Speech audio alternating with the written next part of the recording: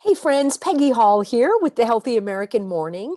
This is actually a pre-recorded stream, but the idea is that it is airing live, if I have it correct.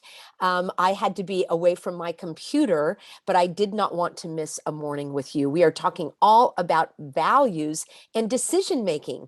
And what I want to talk to you today is about the road not taken. What happens when we regret a decision and we're not quite sure if that was the right decision to make. We will talk all about that. I realized that I forgot to share with you my encouragement card, so I will be sure to do that. And I also want to share with you a word from the sponsor of this show. So let me share my screen and we will hop right on over to agewithpeggy.com. And the message that I have for you is all about turmeric. And it has been trending for years because of its anti-aging properties. For me and thousands of others, we have personally experienced these healthy aging benefits of turmeric. But we have a secret. It is Age with Peggy. It's not your typical turmeric. Instead, it uses a turmeric extract that's 46% more absorbable. It's actually 46 times more absorbable. And three things began to happen when I first started taking it, and that is my skin looked and felt younger. Second, my joints are feeling better than ever before. And third, I really like the anti-aging and immune supporting ingredients that are added. So take Age with Peggy and experience the anti-aging benefits of turmeric for yourself. You can go here, agewithpeggy.com, or I will have a link for you below that you can click to get 43% off your order today. Friends, I'm so glad that you're here today. Thank you for being a subscriber. Thank you for hitting the like and share button so that more people will be able to get their day started out on a positive foot. That is really my goal here, is to help you and me keep our head above the waves in these stormy seas of life. I do bring information, remedies, resources, tips and tools and strategies and techniques about your current events. We roll up our sleeves in the afternoon, and that show is called Peggy to the Rescue. Welcome on board if you're here looking for information about freedom and truth and health and all of that. Those tougher questions about your job and your religious exemptions, I handle those in the afternoon. So today we are talking all about decision making. Maybe you have a decision of whether to keep your job or not, or find another job. I encourage you to watch the first two videos in this series this week, where we are talking about values, identifying your values, becoming aware of your values, and understanding when you honor your values in your decision making process, it actually becomes easier. We used an example of employment. If you value prestige and salary and security, you will likely be satisfied with the decision to take a job that has a high salary, prestigious, job and position, and that's going to bring you security. If you are someone that wants to have a lot of independence, a lot of flexibility, you don't want to be owned by a company, and you make that decision, likely that will be a decision that you may regret down the road because it was not based on your values. It was based on someone else's values, or maybe you weren't aware of your values. So the number one is to become aware of your values. There were so many wonderful values that you shared in our broadcast on Tuesday. So I wanted to just mention a couple of these because I think it's very inspiring to hear what other people value. And you may think, like I decided, I want to start to value beauty more highly in my life. I want to enjoy beautiful things. I want to enjoy looking at beautiful things. And if you're interested on about why that value now is being elevated in my list of values, please watch the previous broadcast. Here are some other values people came up with: independence, I mentioned beauty, joy, humor, integrity, peace, empathy, connection, community, nurturing, clean home, positivity, a spiritual connection, loyalty, again, honesty, integrity, freedom, health, creativity. This is a drop in the bucket. This is one grain of sand on all the beaches of the world when we talk about what things can be valued. My goal is to help you be aware of what you do value. If you're not even linked into that at all, you can start thinking, what do I value in my life? And the sky's the limit. There is no right or wrong. Someone who values money doesn't mean that they're worse than a person who values independence. Maybe the person who values money is using it to build houses for the homeless in Mexico. I mean, I don't even want to, it doesn't do any good to put a value on what other people value. That those are their values. And so the question comes up with, Peggy, when we talk about making a decision, but I know what I value, but I still don't know what decision to make. I don't know what to do in this situation. Should I leave or should I go? Wait, that's the same. Should I stay or should I go? Should I take this new job? Should I stay in this job? Should I sell my house? Should I move out of state? Should I stay in the relationship? Should I get a new dog? Should I get a new car? Should I redecorate the house? Should I spend the money? Should I save the money? Should I change my hair? There are daily decisions that we make. Should I eat that piece of cake or should I have a piece of fruit? Should I have another cup of coffee or how is that going to make me feel? Well, those are daily decisions that you can start practicing your values on. So if you value feeling healthy and light and alive, you might not want that other piece of cake, not because you can't have it, but because it doesn't align with your values. You may want to be calm and relaxed and centered. And because that's what you value, it's a no-brainer if you're going to get that second cup of coffee. You're like, I don't want to feel jittery. I don't want to feel running on adrenaline. I want to feel relaxed today. So that's easy for me to make that decision based on my values. Now, those are just some simple everyday things when you're making a decision as to, should I sell the house? Should I move to another state? A lot of people are facing these decisions right now. Should I just leave my job? There's so much going on. Sometimes we make decisions based on emotion. And I speak for myself. I can be very impetuous, where I'll get an idea and I'll just run with it before I think it through. In my years here on earth, I have learned to value my creativity and my ideas.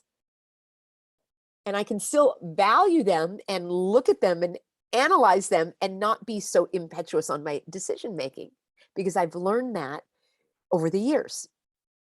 When you are faced with making a decision and you are stuck and you don't know what is the right thing, I don't know what the right thing is to do. Let me give you a couple of tips that have worked for me. Let me know if you think these will work for you. Imagine that your decision you guys are going to say, there you go again, Peggy, putting yourself first. I just want to help you with this exercise. Imagine that no one else was affected by your decision. What would you do? If your decision was yours alone and your family and no one else was impacted by it, this is just an exercise for you to get closer to what your truth is. I'm not saying this is how to make the decision or this is the decision, but think to yourself, if this decision only affected me and no one else, what would I do? That will give you some insight into where you are on that scale of, do I want to do this or do I want to do that? If you didn't have to please anyone else, if you weren't worried about what others would think, that's a really powerful one. I gave you the example, I think I did, of moving to Morocco. That was in my first video of this series. And the job was very prestigious. It had a lot of money attached to it. And it was glamorous on outside, right? It was like a beautiful pair of shoes, but they didn't fit me. No matter how great that pair of shoes looked or that job looked, at the end of the day, it was not a match for my values, for my desire, for my skills, for what I wanted in my life. But I was pleasing society. And I had people even say to me, because I had cold feet at the end, it was like, I don't think I really want to go. What? You're going to miss out on this opportunity? It's an opportunity of a lifetime. How can you not go? You'd be crazy to not go. So I made a decision based on what everybody else said. Raise your hand. Let me know in a comment if that has ever happened to you. Have you made a decision based on what everyone else wanted you to do? And these were people that it didn't even affect. These were like friends and coworkers. My decision had no effect on them whatsoever, other than I was swayed by what they said, rather than what I wanted to do. I was younger. I didn't have the life experience, and I'm not going to berate myself. That's another tip about this. You don't, in my view, self-criticism is not going to get you where you want to go. Self-encouragement. So I can look back at that time and I can say, I'm so glad I had that experience. It was such a powerful experience for me that today I know that when I make a decision, I need to care about what I want to do and how it's going to impact me and yes, others that will be, involved in it. But I'm certainly not going to do it for coworkers or society's approval. I'm done with that. 100% done with that. All right. Think about something you're decorating your home and you are deciding what you want and the furnishings and all of that. How many, let's hear it. How many of you might be thinking what other people are going to be thinking who visit your home? Are they going to be liking that painting, that table where you put that little knickknack? Are you going to get, and there's nothing wrong with buying a beautiful bouquet of flowers that your best friend loves and you're getting those for her to enjoy. But things that really are your decisions, like your decisions, what you want to wear today, that should be based on you, not on what others are going to think about what you're wearing. That's another example. Decorating your house.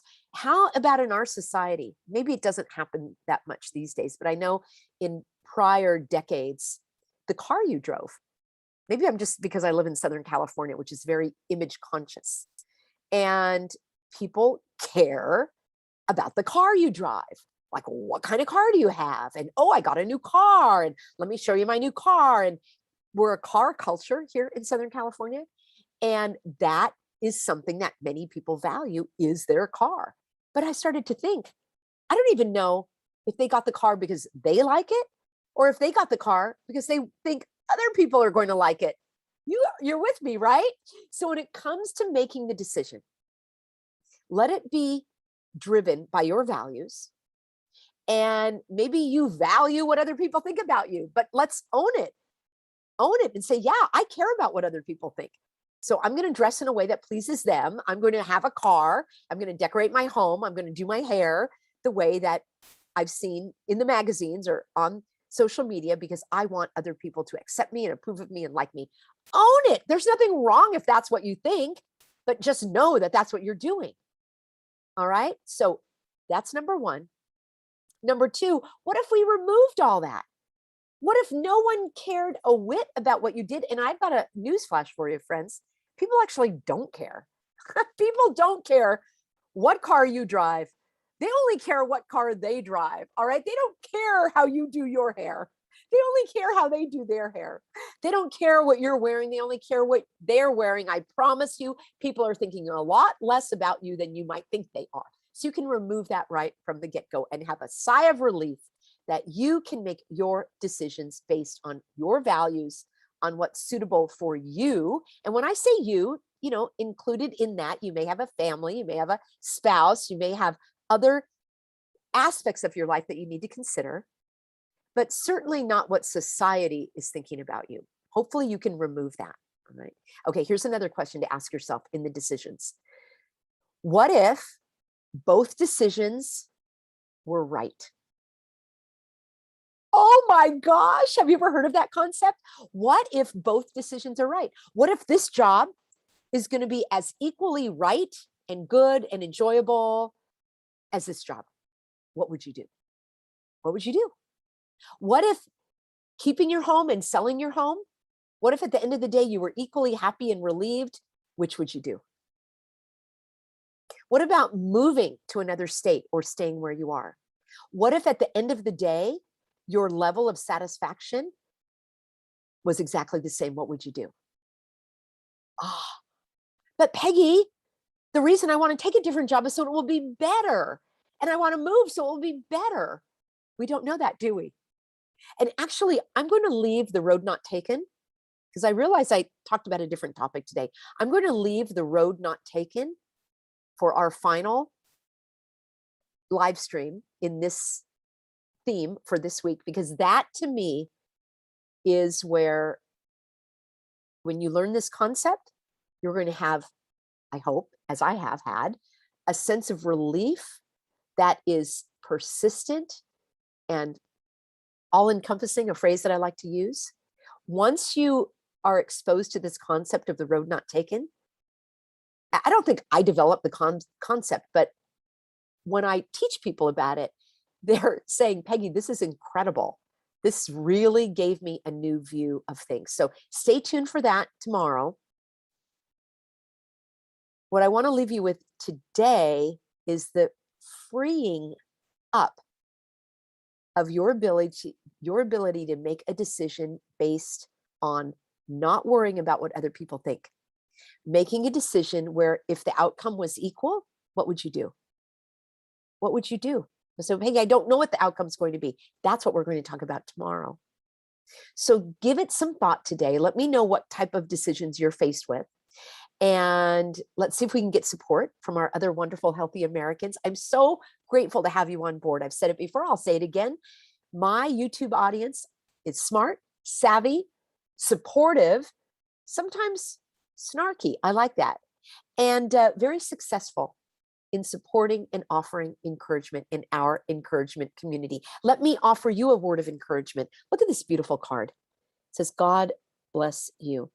Now, just looking at this is going to help me align with my value of beauty. I'm going to elevate beauty in my values.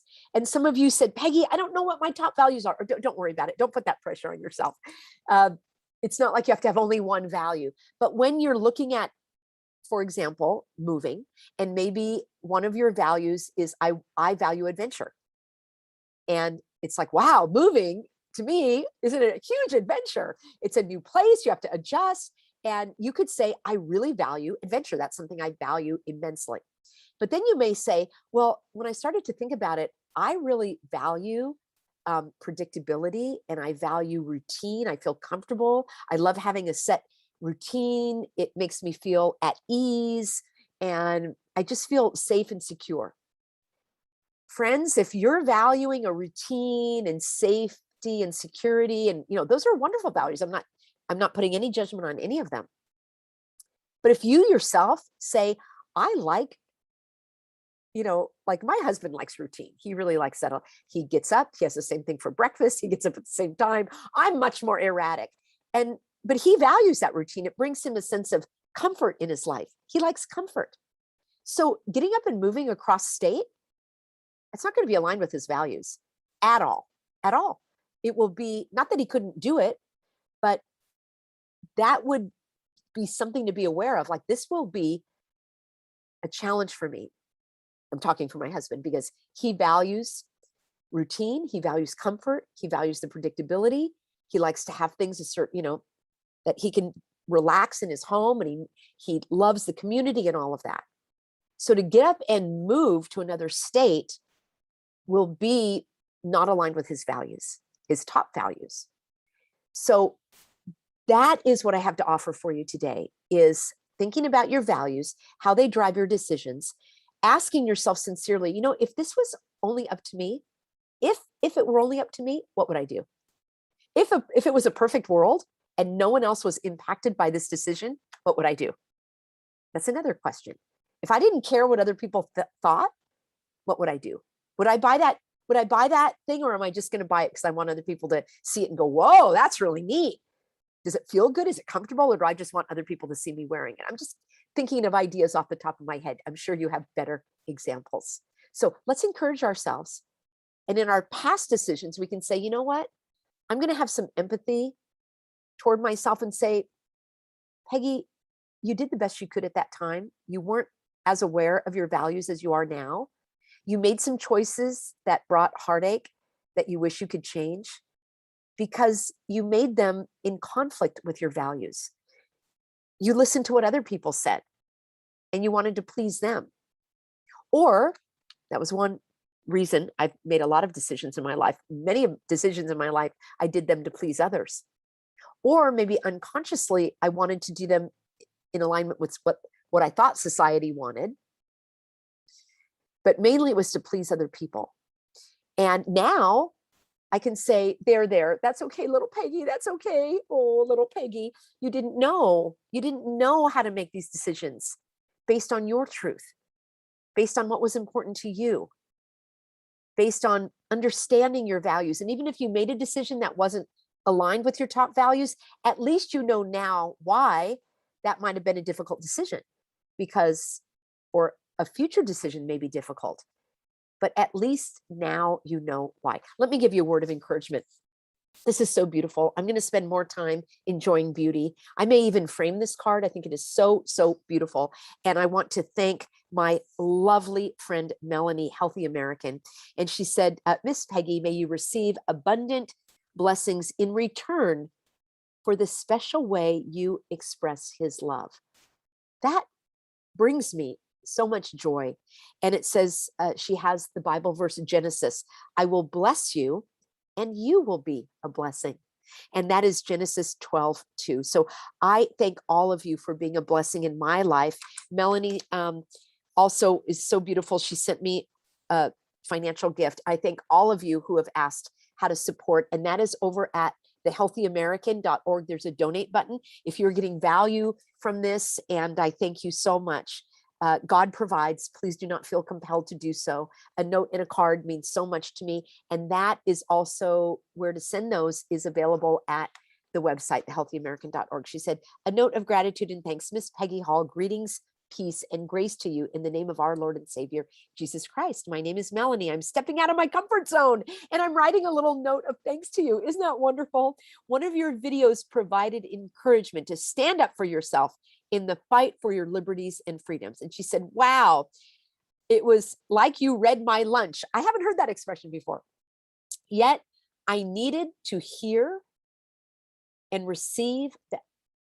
Maybe that was a typo. Anyway, I like it. I needed to hear and receive that word of encouragement and motivation.